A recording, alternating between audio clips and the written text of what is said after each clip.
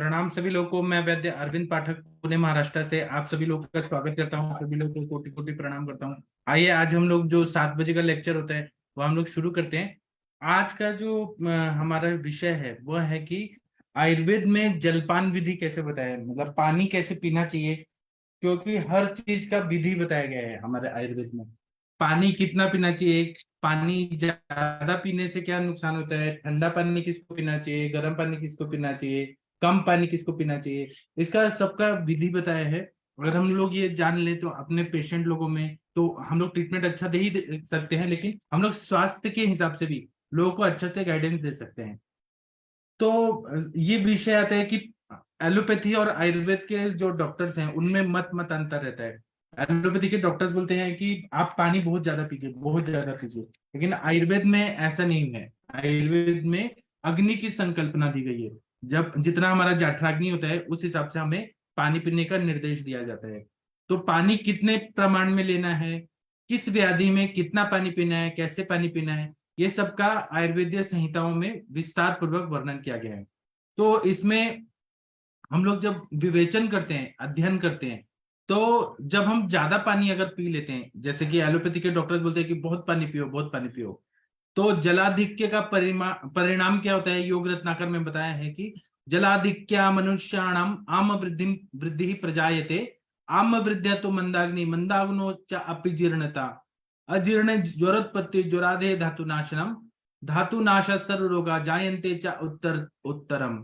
इसका मतलब यह है कि आधा, मतलब हमारे शरीर में जितना जरूरत नहीं है उससे अधिक प्रमाण में पानी पी लिया तो उससे आम दोष की वृद्धि हो जाती है। आम दोष मतलब अपाचित अन्न, अपाचित जितने भी द्रव पदार्थ हैं वो सबकी वृद्धि हो जाती है। जब आम दोष की वृद्धि हो जाती है तो मंद अग्नि हो जाती है। अग्नि मंद होने की वजह से अजीर्ण हो जाता है। अजीर्ण की वजह से फिर वो ज्वर हो जाता है। ज्वर की उत्पत्ति होने के बाद रस आदि धातुओं का नाश हो जाता है और उससे सभी रोगों की उत्पत्ति हो जाती है। इसीलिए अधिक जल पीने से सारे रोगों की उत्पत्ति होने लगती है। इसलिए आयुर्वेद में अधिक जल पीने को निषेध बोला गया है। या आप लोगों को भी मालूम है, आप लोग हमेशा ये सोचिए कि हमें तृष्णा वेग को रोकना नहीं है। प्यास लगे तो पानी पीना है, लेकिन अधिक पानी नहीं पीना है, जरूरत के हिसाब से ही पानी पीना है। इसके बाद में भाव प्रकाश निघंटू में क्या बताया है कि अत्यंबु पानान्न विपच्यते अन्नम, निरंबु पानाच सएव दोषः, तस्मान नरो वहनि विवर्धनाय, मोहर मोहवारी पिबेत भूरी। इसका मतलब यह है कि भोजन करते समय अगर अधिक जल पी लिया गया तो अन्न का पचन ठीक से नहीं हो पाता है। और कुछ भी जल नहीं पिया हमने, अगर पानी ही नहीं पिया हमने, तो उससे भी अन्न नहीं पचन होता है। तो इसलिए भोजन करते टाइम अग्नि बढ़ाने के लिए थोड़ा थोड़ा जल भी पीना जरूरी है, लेकिन बहुत जल भी नहीं पीना है। अति सर्वत्र वर्जित। और हमें बिल्कुल पानी नहीं पीना है, वो भी बहुत गलत है, ऐसा बताया गया है। इसके बाद में बताया है कि अष्टांग हृदय सूत्र स्थान, 5वां चैप्टर है, उसमें 13 और 14 नंबर का श्लोक है। इसमें से बताया कि नाम्बू पयम अशक्त्या वा स्वल्पम अल्पाग्नि गुल्म भी पांडुदराति अर्षार अतिसारार्शो ग्रहणी शोष शोथ भी ऋते शरण शरद निर्दाघ्याभ्याम पिबेत स्वस्थोपि चाल्पशा। मतलब शक्ति की अपेक्षा अधिक पानी बिल्कुल नहीं पीना चाहिए, क्योंकि अगर ज्यादा पानी पी लेंगे तो अग्नि मंद हो जाती है, मंदाग्नि हो जाती है, गुल्म रोग हो जाता है, पांडु रोग मतलब खून की कमी हो जाती है, उदर रोग मतलब जलोदर हो जाता है, अतिसार होता है, अर्श व्याधि होती है, ग्रहणी रोग होता है, राज्यक्षमा होता है, इसी तरह से शोथ रोग होता है, मतलब पूरा बॉडी में स्वेलिंग हो जाता है। इसीलिए हमें पानी कम पीना है।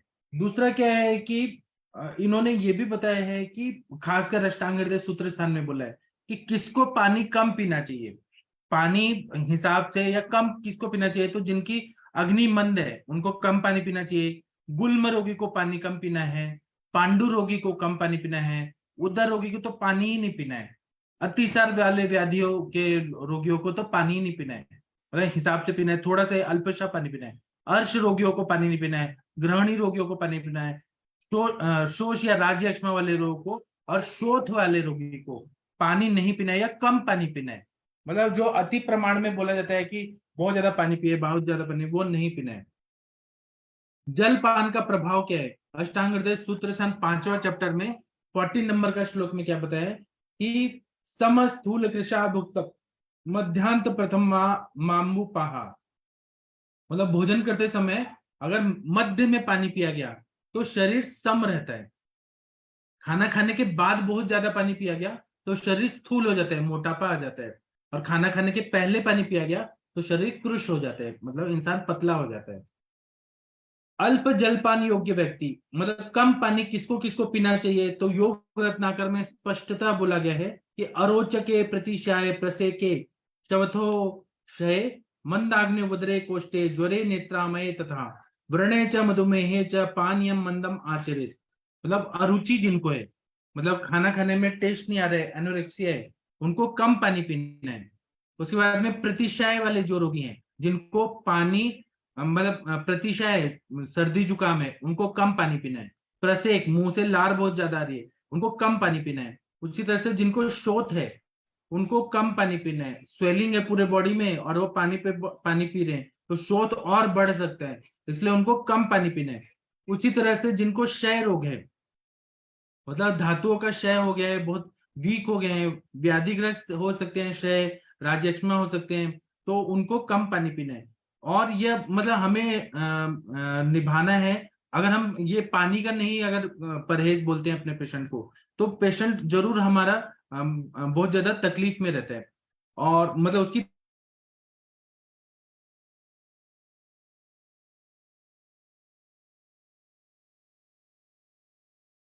तरह से जिनका मंदाग्नि है उनको कम पानी पीना है। जिनको उदर व्याधि है उनको कम पानी पीना है, जलोदर में तो हम पानी कम पीने को बोलते ही हैं। जिनका ज्वर व्याधि है, ज्वर में भी पानी पीने के लिए कम बोला गया है। नेत्र रोग है, आंखों की बीमारी है, उसमें पानी कम पीने के लिए बोला है। जिनको व्रण है, मतलब किसी ना किसी तरह से जख्म हो गए, उनको कम पानी पीने के लिए बोला गया है। और जिनको मधुमेह है, जो डायबिटीज मिलेटस हाई शुगर है उनको, या फिर डायबिटीज इंसिपिडस है, उनको कम पानी पीने के लिए बोला है।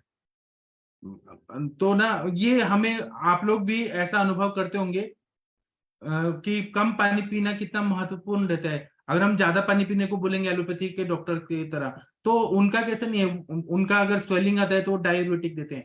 हम भी देते हैं लेकिन हम अग्नि पे विचार करते हैं। तो हमें पानी कम पीने के लिए बोलना है।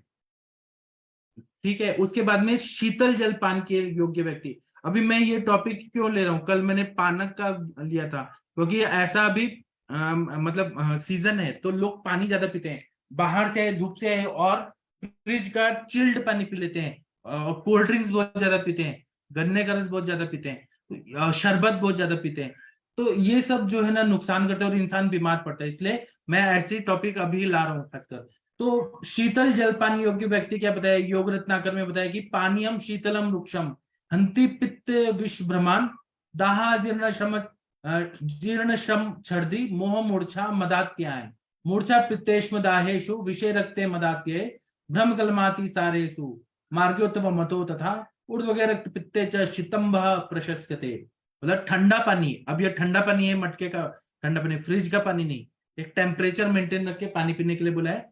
ठंडा पानी किसको देना है, तो शरीर में रुक्षता बहुत ज्यादा बढ़ गई, ड्राइनेस बहुत ज्यादा हो गया है, जिनको पित्त की बीमारी है, अम्ल पित्त वगैरह है, या बॉडी में हीट बहुत ज्यादा है, पित्त की बीमारियों में, जिन्होंने विष का सेवन किया है, जिनको भ्रम आ रहा है, चक्कर आ रहा है, आप लोग धूप में जा रहे हैं बिना सिर ढके और आपको चक्कर आ गया, तो ठंडा पानी पिलाएंगे तो आपको अच्छा लगेगा। उसी तरह से दाह है, बर्निंग सेंसेशन है बहुत ज्यादा, अजीर्ण है, मतलब बहुत ज्यादा इनडाइजेशन है, तो ठंडा नॉर्मल पानी पीने से अच्छा लगता है। फिर श्रम है, थकावट बहुत ज्यादा है, तो ठंडा पेय मतलब शरबत दे दीजिए या ठंडा पानी दे दीजिए तो अच्छा रहता है। क्लांति है, शरीर में लिथार्जी बहुत ज्यादा फील हो रहा है, एक गिलास ठंडा पानी दे। और भारतीय संस्कृति में है कि कोई भी घर पे आता है ना तो हम लोग ठंडा पानी जरूर पिलाते हैं, तो उससे उसकी थकावट दूर हो जाती है। और ये परंपरा आजकल उतना नहीं माना जा रहा है, चाय कॉफी दिया जाता है गर्मियों के सीजन में, लेकिन ठंडा पानी देना सर्वश्रेष्ठ है। और ये हमारे भारतीय संस्कृति में है। और पहले के जमाने में बतासा या मीठा पानी या गुड़ और पानी ये सब दिया जाता था, कि लोग ना चल के आते थे धूप में से, तो ठंडा पानी दे दो तो उसका थकावट दूर हो जाए। तो ये ठंडा पानी पीने वाले लोगों के बारे में मैं बता रहा हूँ। उसी तरह से जिनको बहुत ज्यादा उल्टी आ रही है, वमन हो रहा है, उनको ठंडा पानी देना चाहिए। जिनको मोह है, क्या करना है क्या नहीं करना है वो कुछ समझ नहीं आ रहा है, कंफ्यूजन की स्टेज है, उनको ठंडा पानी देना है। जिनको चक्कर आ रहा है, मूर्छा हो गई है, अनकॉन्शियस है, उनको ठंडा पानी देना है। जिनको मदाद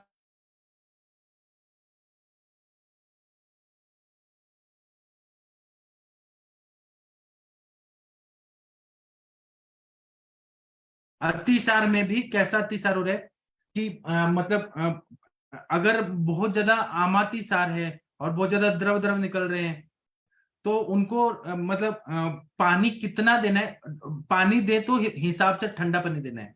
जिनको डिहाइड्रेट हो गए उनको पानी देने के लिए बोला है, लेकिन अत्यंबु पान अतिसार में मना किया है, अतिसार में थोड़ा ठंडा पानी देना है।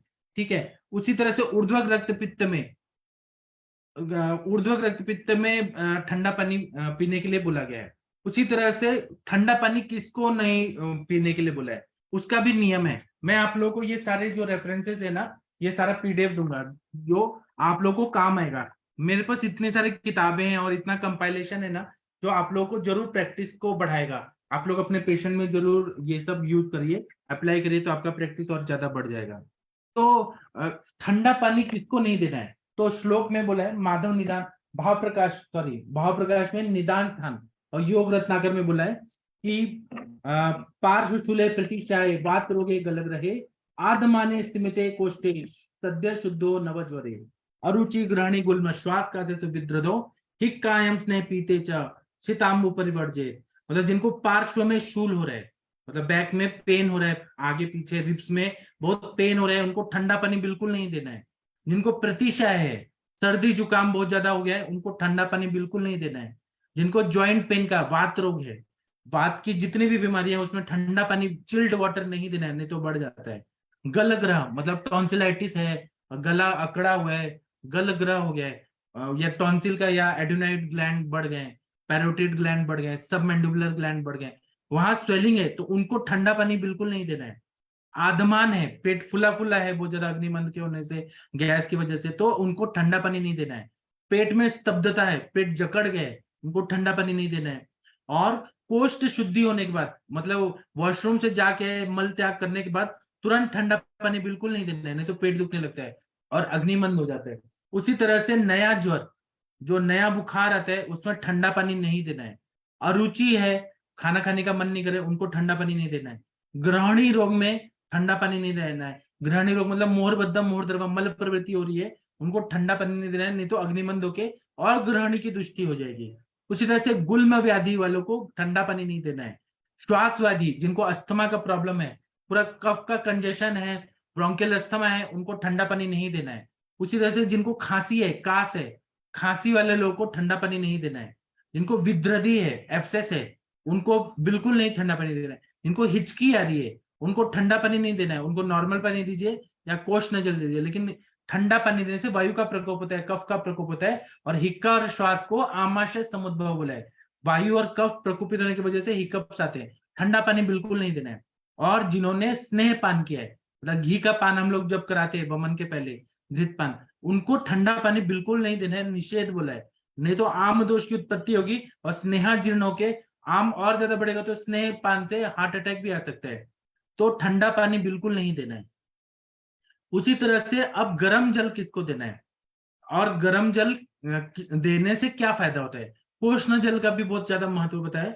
अष्टांग हृदय सूत्र स्थान 5वां चैप्टर में 16 और 17 नंबर का श्लोक, और योग रत्नाकर में भी इसका रेफरेंस है कि उष्णोदक कोष्ण जल किसको देना है, तो दीपनम पाचनम कठ्यम लघुष्णम बस्ती शोधनम हिद्मात्मान नीलाम श्लेष्म सद्य शुद्धि नवज्वरे, कासामपि न श्वास पार्श्वरेक्षेषु शस्यते, कफ मेदो नीलामग्नम दीपनम बस्ती शोधनम, काश श्वास ज्वर हरम पथ्यम उष्णोदकम सदा।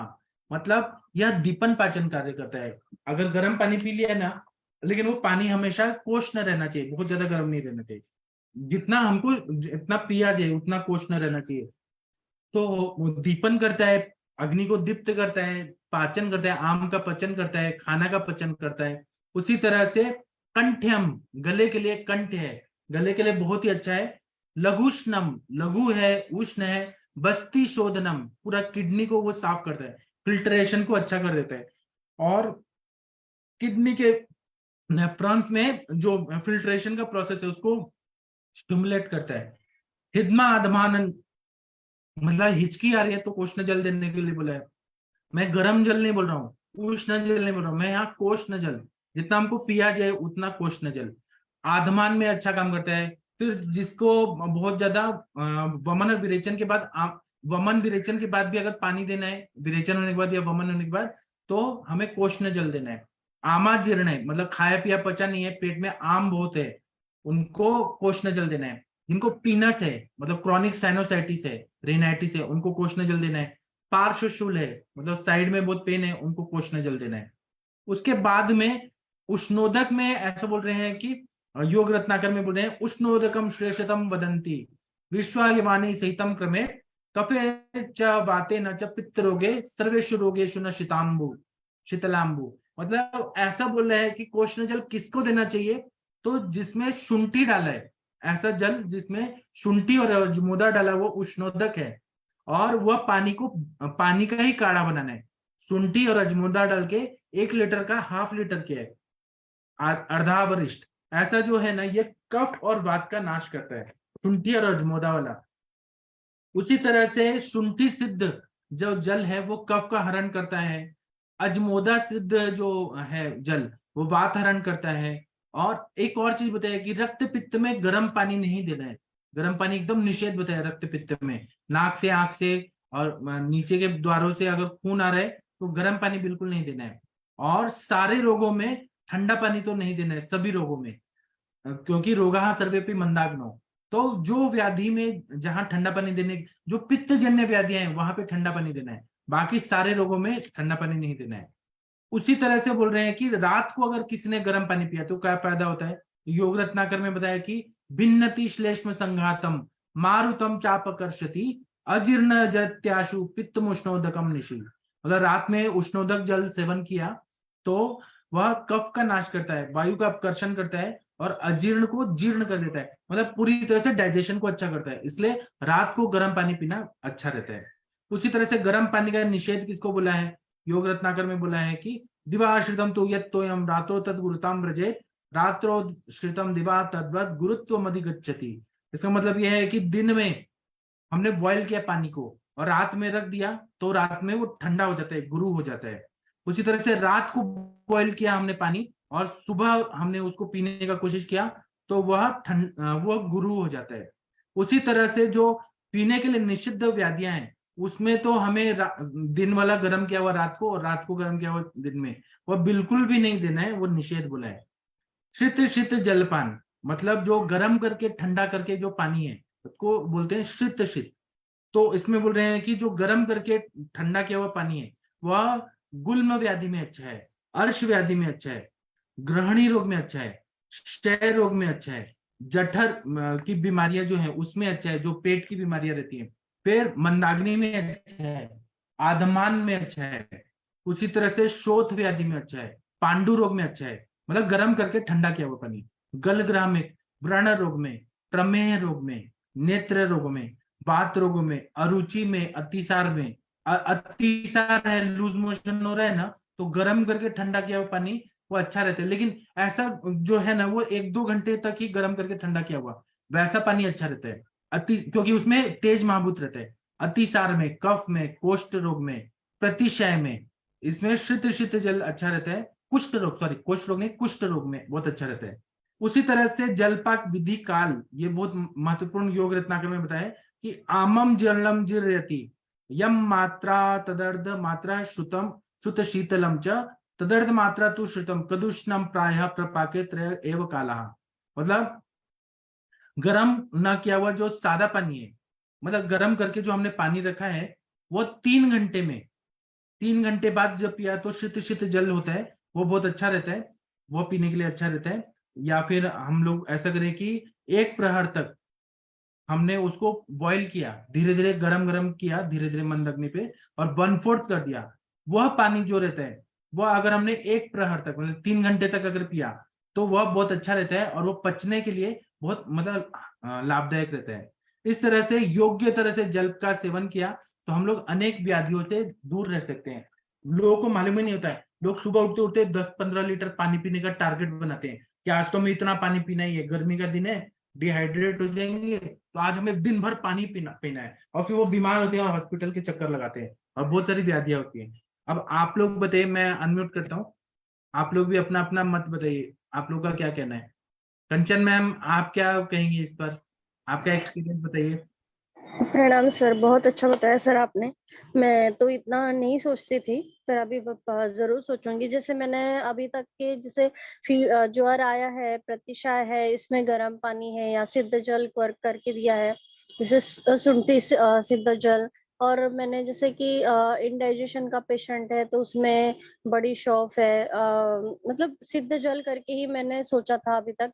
और पानी का जो आप बताते हो ना, ये इतना सारा मैंने अभी तक नहीं सोचा था, पर मैंने कुछ कुछ चीजें मेरी साइड से जो मैं करती हूँ वो बताती हूँ। जैसे कि मैं आपने ये जो बताया ना कि खाने के मध्य में पानी पीना चाहिए, तो वो मैं जरूर फॉलो कराती हूँ पेशेंट से भी, और मैं खुद भी करती हूँ। और खाने के पहले जो पानी पीते हैं तो वो क्रुश होते हैं, ये भी मेरा कंसेप्ट बिल्कुल क्लियर था। और बाद में पीते हैं तो स्थूल होते हैं, ये भी बहुत अच्छा बताया सर आपने। और यहाँ पे मैंने मोस्टली सिद्ध जल का ही या कंसेप्ट याद में आ रहा था मुझे, और मैं वही मोस्टली फॉलो करती हूँ। पर ये जैसे आपने बोला है कि कहाँ पे पानी कम पीना चाहिए और कहाँ पे नहीं पीना चाहिए, और जहाँ जहाँ पे ठंडा पीना चाहिए और कहाँ पे उष्ण पीना चाहिए, तो ये बहुत ही अच्छा कंसेप्ट क्लियर कर दिया सर आपने। पर मैंने तो आज तक बस सिद्ध जल का ही सोचा था। सर इसको आगे समझो, जैसे आपने बोला कि शोथ रोग है या नेत्र रोग है, मधुमेह है, पर हम ऐसे भी बोलते हैं ना सर कि जैसे आपको जितनी प्यास है उतना पानी पीजिए। पर किसी की प्यास अगर ज्यादा है और उसको शोथ है, तो भी हमें वहां पे उसको कट डाउन करना चाहिए। या फिर किडनी रोग है तो बहुत सारे पेशेंट होते हैं ना कि सीरम क्रिएट बढ़ा हुआ है, तो मोस्टली एलोपैथ डॉक्टर्स वहां पे उनका पानी बंद कर देते हैं, तो हमें करना चाहिए क्या सर? हाँ, उसमें पानी देना चाहिए, लेकिन अति जलपान के लिए मैंने मना किया, अति जलपान नहीं। हाँ, मतलब उसको प्यास लगी है, समझो किडनी पेशेंट है, उसको तृष्णा प्यास। वेग को रोकना नहीं, तृष्णा जी वेग को रोकना नहीं है, लेकिन मैं जो भी बता रहा था, अति जलपान का मैं निषेध बोल रहा था। जी सर। बिल्कुल पानी नहीं देंगे तो उदकवच स्रोतस का दृष्टि में सद्य मरण मूल है, आपने प्यास रोका तो मृत्यु हो जाएगी, हमें तृष्णा वेग को रोकना नहीं है। जी सर, क्योंकि अभी जैसे ग्रीष्म ऋतु स्टार्ट हो जाएगा, तो वहां पे तो पेशेंट की किडनी वाले आते हैं, हार्ट वाले आते हैं ना, तो ये इनका स्पेशली रहता है मैम। एक और हम लोगों के तो काढ़े वगैरह भी रहते हैं, तो उनका बोलना होता है कि मैम थोड़ा सा मतलब पानी का इंटेक बढ़ा सकते हैं क्या, तो हम मैं तो बढ़ाना चाहिए बोल ना, रही जितना जरूरत है उतना। अभी एलोपैथी के डॉक्टर किडनी पेशेंट को बोलते हैं कि 1 लीटर ही पानी पीना है, इतना आउटपुट, इतना इनपुट, इतना ही पानी पीना है, और उससे प्यास से लोग मर जाते हैं किडनी के पेशेंट। हमारा है कि जितना प्यास लगे, जितना जरूरत है उतना पानी जरूर पीना है हमें। पीना है ना। जी हाँ। Sir, thank you sir. Doctor Akhilesh Tiwari ji, आप बताइए जी इस बारे सर। में कुछ। जी सर, प्रणाम सर, सभी को प्रणाम। सर अभी बोल रहे हैं ना, सीकेडी का जो पेशेंट आते हैं मोस्टली वो यही बोलते हैं कि एलोपैथ डॉक्टर 1 लीटर बोल देता है पानी। अभी रिसेंट एक पेशेंट आया था, तो अभी तो सर समर सीजन है, प्यास लगती है नॉर्मली, तो बोला कि सर मुझे तो बोला गया था 1 लीटर पानी पीने के लिए, क्या मैं ज्यादा दे सकता हूँ? बोले, आप बोले ना सर कि कोई भी वेग को रोकना नहीं चाहिए। अगर किसी को प्यास लगी हुई है तो प्यास को, वेग को रोकना, वो भी तो हमारा एक प्रज्ञा अपराधी हो रहा है, शास्त्र के विरुद्ध ही है। तो पानी का मात्रा तो लेना ही है। लेकिन सर आज बहुत बढ़िया टॉपिक है, क्योंकि ये बहुत ही कॉमन है और बहुत लोगों में मिसकंसेप्शन है पानी के लेकर, कि एक सूत्र ले लेते हैं और वही लोग जपते रहते हैं कि हमको 5 लीटर पीना है, 3 लीटर लेना है। लेकिन मैं समझता हूँ कि पानी जो हम लोग लेते हैं उसमें वर्क ऑफ नेचर भी बहुत इंपॉर्टेंट है, कि आप कहाँ पे काम करते हैं। एक व्यक्ति जो एसी में काम कर रहा है उसको पानी की जो नीड्स होगी, और एक व्यक्ति जो ओपन एरिया में काम कर रहा है, वो दोनों का बहुत फर्क है। तो फिर दोनों में हम कैसे कहेंगे कि सेम क्वांटिटी मिले? नेचर ऑफ बॉडी भी बहुत इंपॉर्टेंट रखता है, और कोई जो पीतज प्रकृति का है और कोई कफज प्रकृति का है, तो वो भी डिसाइड करता है कि पानी की मात्रा कितना होना चाहिए। ऋतु भी बहुत इंपॉर्टेंट है, जैसे शरद ऋतु में हो गया, ठंडी की मौसम है, उसमें नेचुरली स्वेटिंग कम होती है, तो वहां पे पानी की मात्रा कम नेचुरली ही लोग लेते हैं। और अवस्था भी बहुत इंपॉर्टेंट है सर, कि जैसे युवावस्था होता है तो पित्त की अवस्था रहता है, तो ऐसे पानी का इंटेक ज्यादा होता है। बाल्यावस्था में कफ का अवस्था होता है तो उसमें पानी का इंटेक कम होगा। और दूसरा, खान पान का भी नेचर बहुत इंपॉर्टेंट रखता है। जैसे जो लोग साल्टी ज्यादा खाते हैं, ज्यादा स्पाइसी खाते हैं, वो पानी का इंटेक नेचुरली उनका बढ़ जाता है। और खास करके ड्राई चीज खाते हैं। लेकिन एक ही कंसेप्ट को अगर हम लेके चले कि नहीं हमको इतना पानी पीना है, तो ये तो बिल्कुल गलत होगा। शरीर के प्रकृति के अनुसार ठंडा गर्म पानी भी बहुत इंपॉर्टेंट है, क्योंकि शरीर के जैसे जो कफ प्रकृति वाले लोग हैं, अगर वो ठंडा पानी पीते हैं तो कोई दिक्कत नहीं होती है। लेकिन अगर वही गर्म पानी का सेवन अगर पित्त प्रकृति वाले करते हैं तो उनको दिक्कत होती है। और एक चीज और मैं बताना चाहूंगा सर, कि कॉमन मिस्टेक हम लोग करते हैं कि ठंडा पानी और गर्म पानी को मिक्स करके पीते हैं। तो एक जगह पर मैंने एक आर्टिकल्स पढ़ रहा था, उसमें बड़ी अच्छा सा डिफाइन किया था कि ठंडा पानी और गर्म पानी का नेचर के बारे में, कि जैसे गर्म जब पानी पिया जाता है तो उसके अणु का जो एडेसिव गुण होता है वो अलग हो जाता है मॉलिक्यूल्स का। उसका जो पृष्ठ तनाव होता है, सरफेस टेंशन, वो अलग होता है और ठंडा पानी का अलग होता है। तो कभी भी हम लोग को ठंडा पानी को गर्म पानी में एड ऑन करके नहीं पीना चाहिए, वो हमारे हेल्थ के लिए हार्मफुल होता है। जस्ट लाइक हुआ कच्चा अन्न और पका अन्न को साथ में मिलाकर पीना।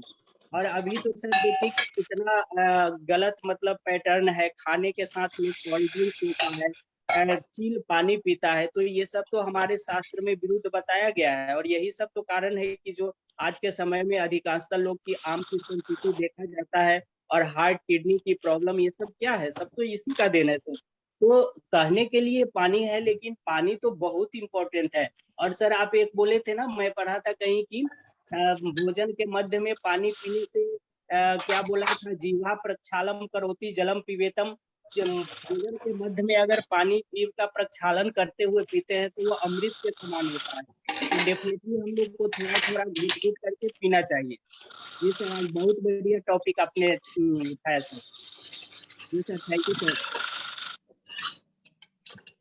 हाँ बहुत अच्छा बताया।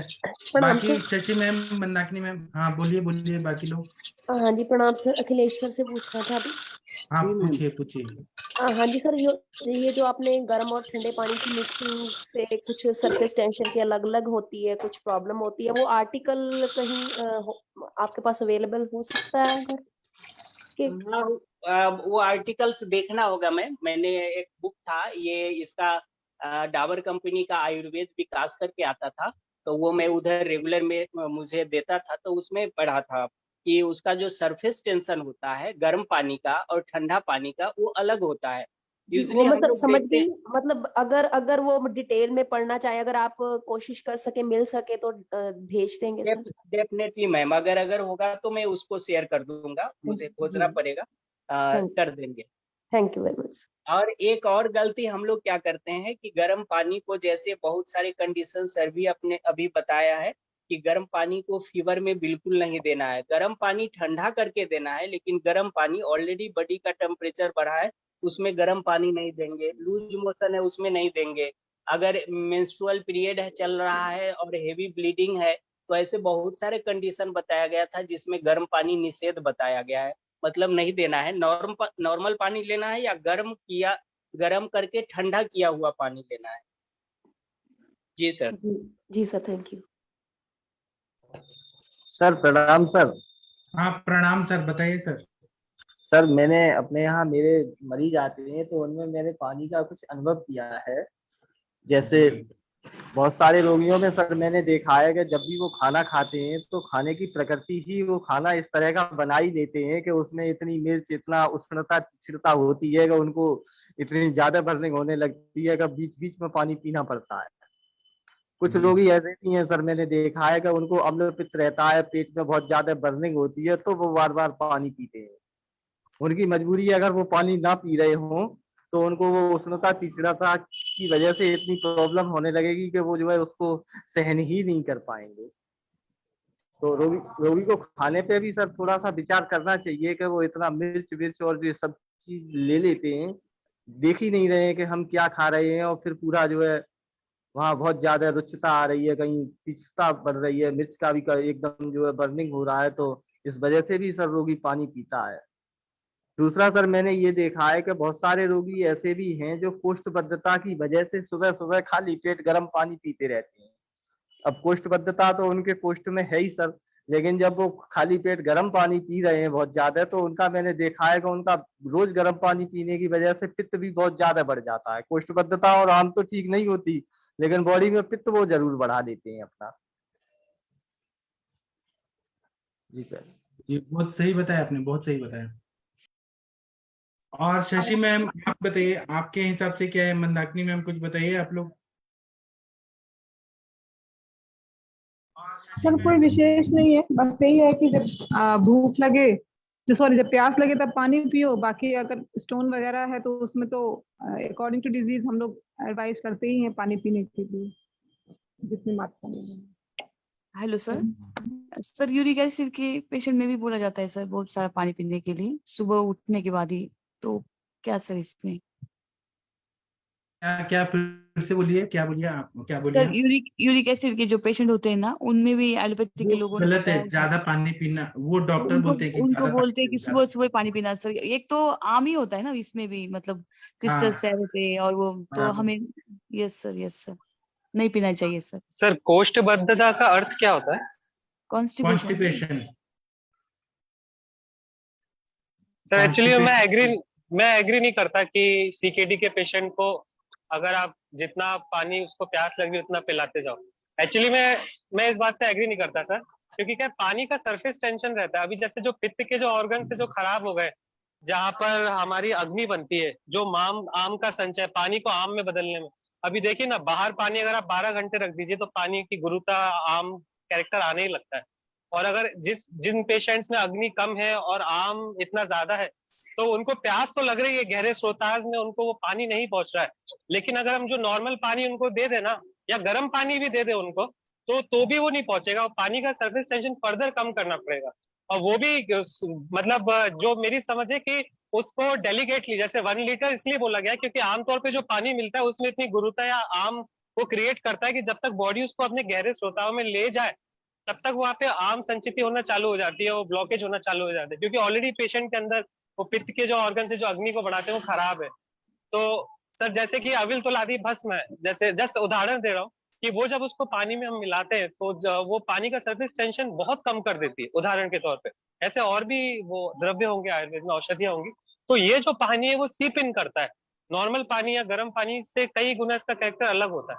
तो इस टाइप का अगर पानी दिया जाए जलोदर में, जैसे वो इंडिकेटेड भी है पांडु जलोदर में, जो मैंने इंडिकेशंस पढ़े थे, और इस टाइप का अगर पानी दिया जाए तो शायद प्यास भी गहरे लेवल पे बुझेगी और जो पानी का खुद का कैरेक्टर बदलने लगता है वो भी कम होगा। आसवम तो बेस्ट है ही, लेकिन अगर नॉर्मल पानी की बात की जाए सर। जी सर। जी ठीक है। और किसी को कुछ बोलना है, पूछना है, बताना है? पहले आप पूछ लीजिए। प्रणाम सर। सर मैं ये पूछना चाहती हूँ कि कुछ पेशेंट जिनमें हम शोधन चिकित्सा करते हैं तो स्नेहपान के टाइम हम उनको उष्ण जल देते हैं, लेकिन कुछ ऐसे पेशेंट होते हैं जिसमें हम 2 चम्मच डेली उनको घी पिला रहे हैं, तो क्या उसमें भी उष्ण जल देना है? क्योंकि बच्चों में हम ज्यादातर शोधन चिकित्सा नहीं कर पाते, तो उसमें स्किन डिजीज में हम यदि हम दे रहे हैं उसको डेली थोड़ा सा घी दे रहे हैं, तो फिर क्या नॉर्मल पानी भी दे सकते हैं, उष्ण जल भी दे सकते हैं, दोनों ऑप्शन है।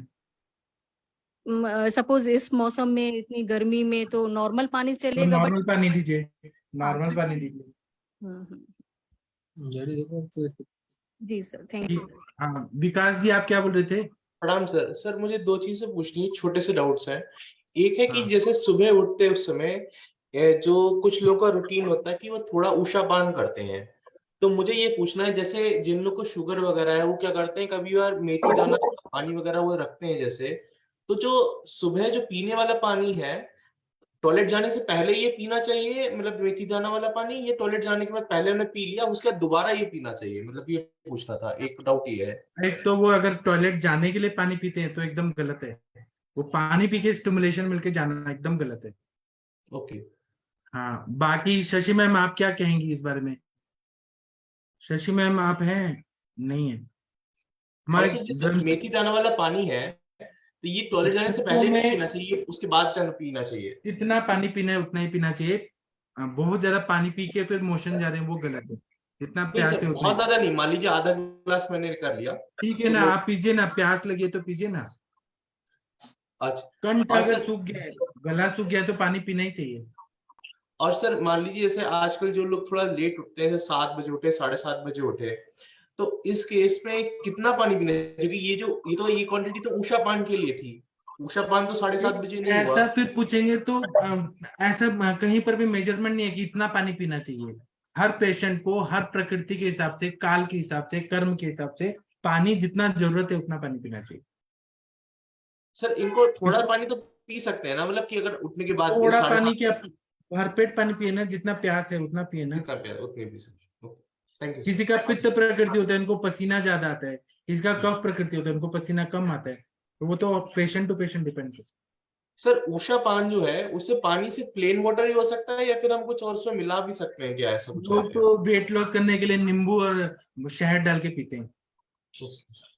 तो ये मतलब उषा पान मतलब कि ये मतलब टॉयलेट जाने से पहले हुआ ना, या उसके बाद पीना चाहिए सर, ये जो नींबू ये शहद तो की बात? सुबह वाला हो गया ना, उषा पान हो गया, वो नेचुरोपैथी ने दिया है, आयुर्वेद ने नहीं बोला है। ओके जी। सर सर सर जी। मैडम सर एक एक मैं करके अपना बोलिए।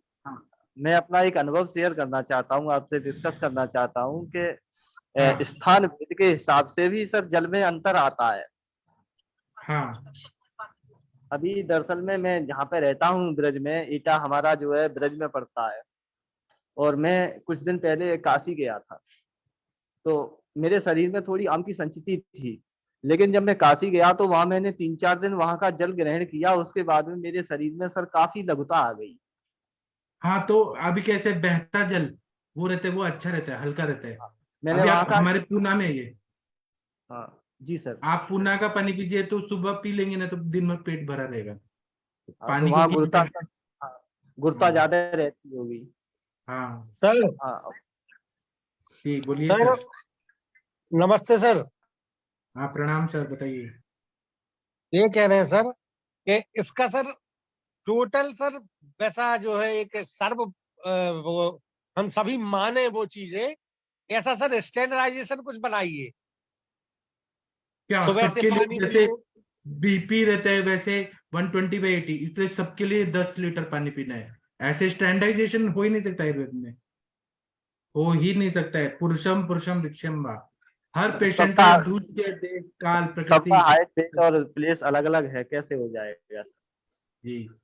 हम्म, जी हम सर। स्टैंडर्डाइजेशन कैसे बनाए? सब आयुर्वेद ने प्रकृति क्यों बताया, दुष्य क्यों बताया, देश क्यों बताया? सबका अलग अलग होता है। सर वैसे मैंने ये देखा है सर कि लोग बाग पानी की सहायता से अपनी प्रॉब्लम सॉल्व करने की कोशिश करते हैं। बेहतर तरीका ये है कि जो भी प्रॉब्लम है उसकी पहले ट्रीटमेंट ले लें, उसके हिसाब से दवाइयां ले लें। पानी पे ज्यादा वो प्रयास ना करें, वो ज्यादा ठीक है। पानी उतना ही लें जितना शरीर को जरूरत है। बराबर। नहीं अगर वैसे करेंगे कि पानी में गणित लगाएंगे कि साहब ये करना है वो करना है, तो फिर शरीर पे उसका विपरीत प्रभाव पड़ने लगेगा। वही तो एलोपैथी के शरीर- डॉक्टर ऐसे ही तो करते हैं, किडनी के पेशेंट को इतना पानी पीना है बस, और एसी हाँ भी नहीं लगाना, इतना नहीं, फिर पेशेंट वो प्यास से मर जाते हैं। किडनी वो के तृष्णा पेशेंट से ही मर जाता है, और उसको तृष्णा इतनी ज्यादा होती है कि वो अपने जीवन से भी फिर द्वेष करने लगता है। वो कहता है मर जाऊं क्योंकि ज्यादा। उदक व स्त्रोतस की दृष्टि में बताया है कि उदक व स्त्रोतस में कुछ भी हुआ तो तुरंत सद्य मरण, ऐसा बताया है। जी सर जी सर। अभी जैसे एक वैद्य ने किसी ने प्रश्न पूछा था सर के ज्वर में जो है गर्म पानी नहीं देना है, तो आचार्यों ने ज्वर के चिकित्सा सूत्र में सर मैंने एक जगह आप पढ़ा रहे थे तब मुझे याद है मैंने पढ़ा था कि गर्म पानी देने से वहां पर पित्त और बढ़ जाएगा और वो ज्वर को और बढ़ा देगा। इसीलिए शुंठी सिद्ध जल को ठंडा करके दें, और अगर तृष्णा अधिक है तो सड़ंग पानी दें ठंडा करके, तो लाभ ज्यादा रहेगा। जी। मैंने सर ये ट्राई करके देखा है, और मैं बिल्कुल हमारे यहाँ पैरासीटामोल के बिना लोग ठीक नहीं कर पाते हैं रोगियों को, लेकिन मेरा कोई रोगी ऐसा बचा ही नहीं जो ठीक ना हुआ हो इस फॉर्मूले से। जी। सर षडंग पानी लॉन्ग टर्म पे पीने पे क्या कोई शुक्र वगैरह की क्षय वगैरह कुछ ऐसा होता है बिल्कुल क्या? नहीं होता है। आप केरल में जाइए, केरल में तो हर होटल में, हर घर में षडंग पानी यही पिलाया जाता है। सर ये षडंग पानी के खाने के साथ भी ले सकते हैं? केरल में तो हर चीज में पानी, वही सड़न पानी ही पिलाया जाता है। मुस्ताफ परपट कोशिरा चंद्रोदित्य नागरही प्रतिशतम जलम पियम पिपासा जोर शांति, ऐसा बोला है ना। केरल के घर घर में परंपरा है कि बचपन से लेके बुढ़ापे तक सड़ंग पानी पीना है। एक्चुअली सर मैं नॉर्मल इसलिए पानी पूछ रहा पीना था है। कि जो लोग पित्त प्रकृति के होते हैं उनको खाने के बीच में पानी पीने की आदत हो ही जाती है, कुछ भी कहते हैं उनसे वो एटलीस्ट पीने ही लगते हैं। तो इसलिए मैंने पूछा कि लॉन्ग टर्म में अगर उनको सड़न पानी खाने के साथ बोल दे तो कुछ तो कम कम प्रॉब्लम होगी उनके लिए थोड़ा सा। हाँ, आम का पचन होते रहेगा तो उनको बीमारी नहीं होगा, थैंक यू सर। अग्नि अच्छा रहेगा, इम्यूनिटी अच्छा रहेगा। सर सड़क पानी की अवस्था में मैंने ये देखा है कि जिस किसी को भी सड़क पानी देना है तो वहां पर फिर सादा जल उसका बिल्कुल ही रोक देना चाहिए उस काल में, तभी उसका हाँ, प्रभाव मिलता है। बराबर। सर सड़न हाँ। पानी मतलब क्या होता है सर? मुस्ताफ परपट उशिर चंद्रोदित्य नागरही, ये 6 चीजें हैं। इसका काढ़ा बना के मतलब गर्म पानी में डाल के और वो पिलाएं। वो पिलाने से उसको सड़ंग पानी बोला है। जब भी प्यास लगे तो वो पानी पिए तो वो सबसे बेस्ट रहता है और सुगंधित और रहता है। ये चंदन है, उशिर है। जी सर और असम के सर लोग सबसे बेहतर तरीका जी, बोलिए बोलिए। सबसे बेहतर तरीका ये है सड़ंग पानी का कि अगर रोगी को दे रहे हैं तो आहार में सबसे अच्छा ये रहेगा कि उसको जो है मूंग की दाल का पानी ही पिलाएं 1-2 दिन, तो और ज्यादा ठीक रहेगा। जी क्योंकि वो फिर वहां पे पित्त का थोड़ा सा दीपन पाचन भी करेगा और पित्त को भी थोड़ा सा समन करेगी वो। जी ठीक है, तो अभी 8 बज गया, पूरे 8 बज गए। हम लोग ब्रेक के बाद फिर मिलते हैं। आप लोगों ने बहुत अच्छा किया, हमें बहुत अच्छा लगा। और यहाँ किसी किसी ने कुछ कमेंट लिखा है, आदित्य सर ने लिखा है, तो ठीक है। अभी हम लोग सेशन बंद करते हैं, 8:15 पे फिर मिलेंगे। थैंक यू, प्रणाम सभी लोगों को, फिर मिलते हैं।